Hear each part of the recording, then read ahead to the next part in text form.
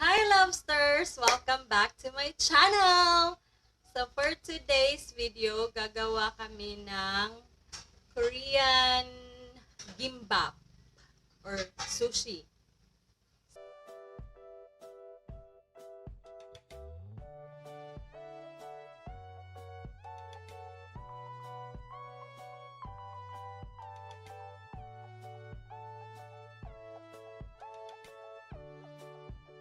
So ito po yung ingredients. Crab sticks, mango, um, cucumber, egg, scrambled egg, and rice. So, nilagyan ko na to ng salt and sesame oil. And seaweed wrapper. So, nabili ko to sa Save More. And itong sushi mat. Nabili ko to sa Daiso, Japan. So, let's start. Please don't judge me. This is my first time. So, itong rough part is dito sa upper. Then, yung shiny part is sa down side. So, first stop, maglagay lang tayo ng sesame oil sa hands natin.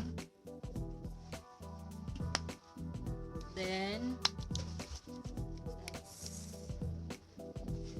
put mga 1 cup rice.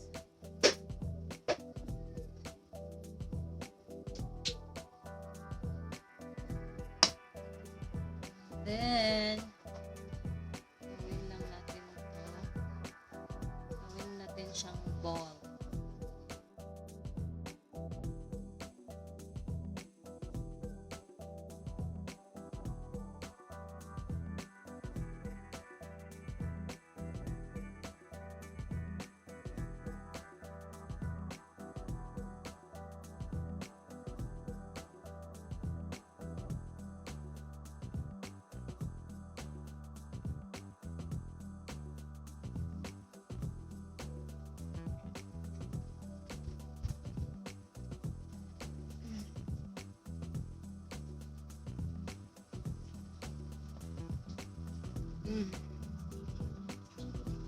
So, yan. Dapat may space tayo dito.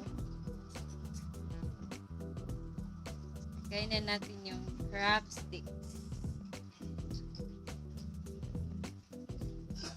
And then, yung cucumber. And yung egg. Then, yung mango.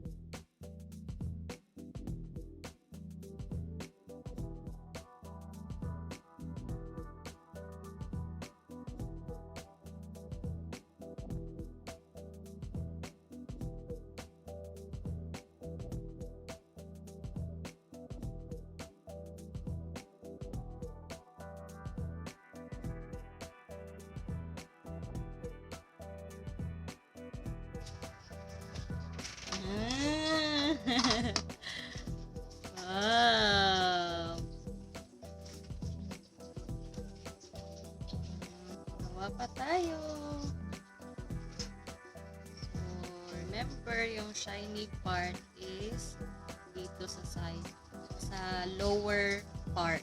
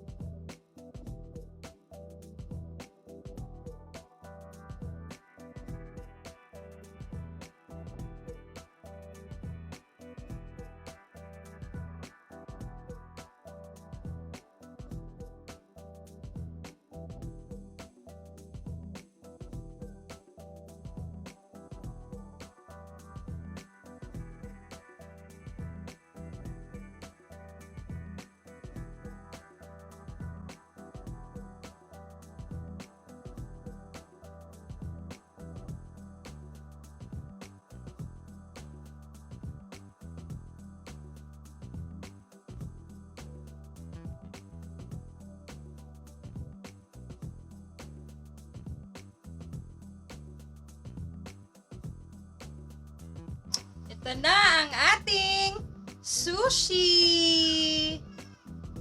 Ayan! Diba? Very simple and easy to make. And marami ako nagawa. Thank you so much guys for watching, and I hope you would like this video and subscribe to my channel. Thank you. See you next time. Goodbye.